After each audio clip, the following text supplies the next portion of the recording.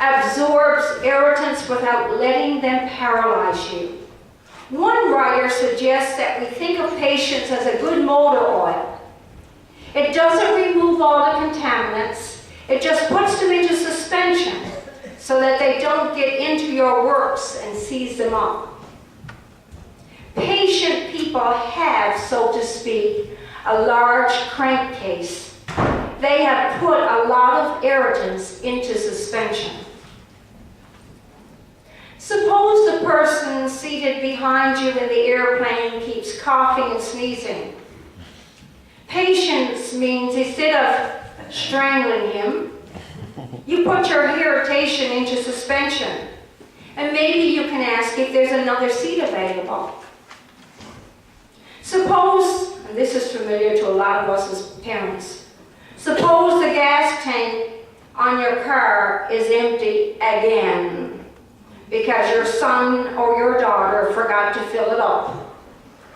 Instead of grounding him or her for life, you might want to put it in suspension for a little while and wait for a calm and more teachable moment. Suppose you race across town for a doctor's appointment, only to cool your heels for an hour in the waiting room. Try going up to GB Cross in the emergency, and I'm sure you've done it lots of times. That's where your patience can really be tested. But instead of ranting and raving, as Christ-like persons, we are to put it into the crankcase.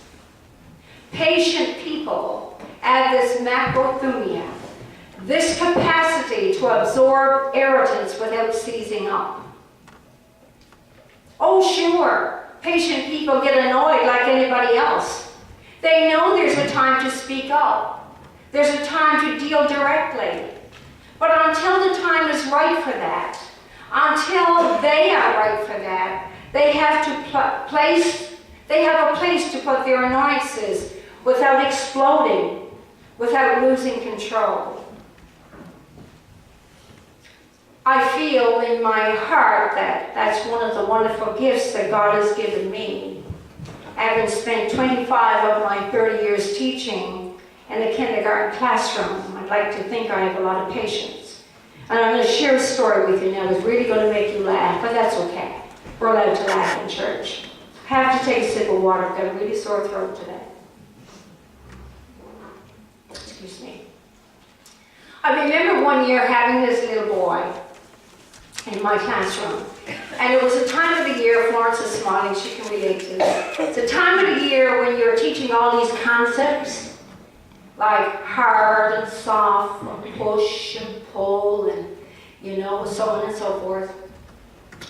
And for some reason, I couldn't get across to this little boy the concept of push and pull. I tried, and my patience was really being tested.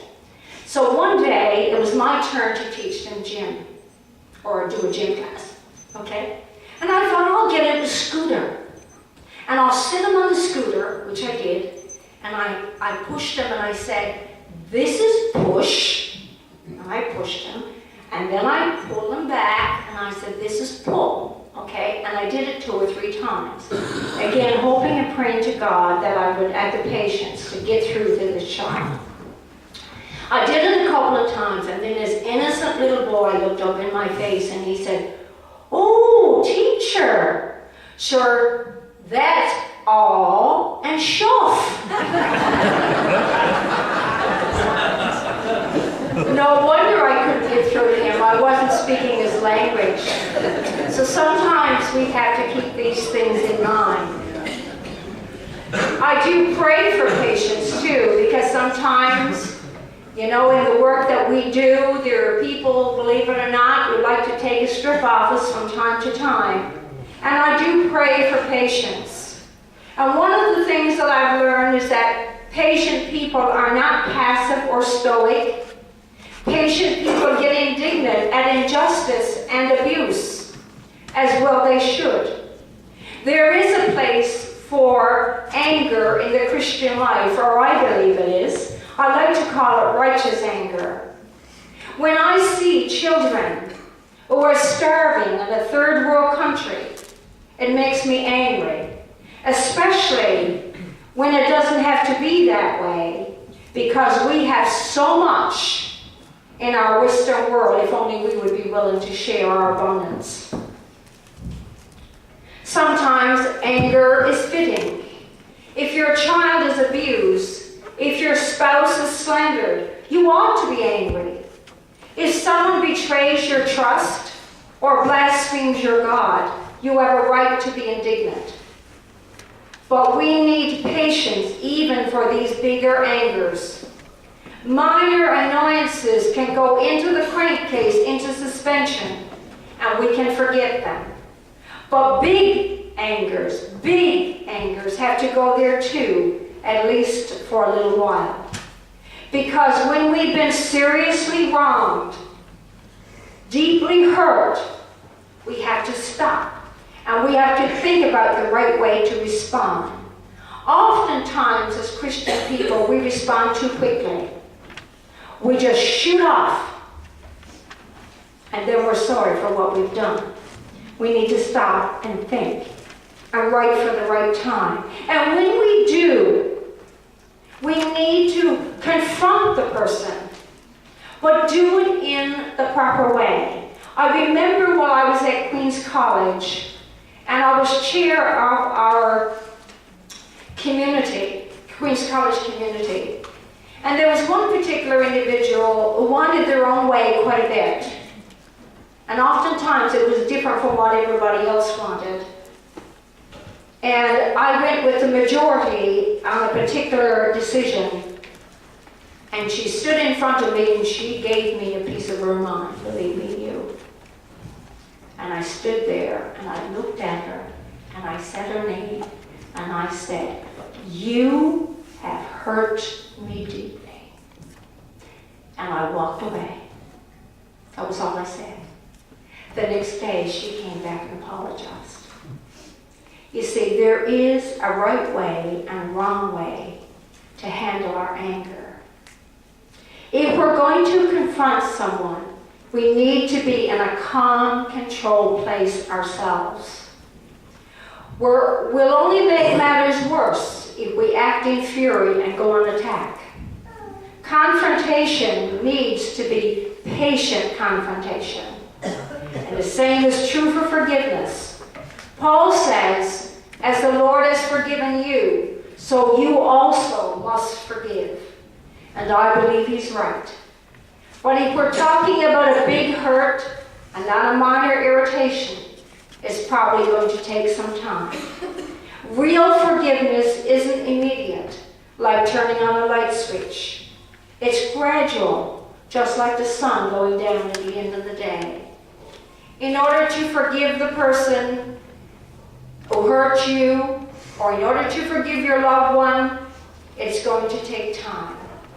Real forgiveness is always patient forgiveness.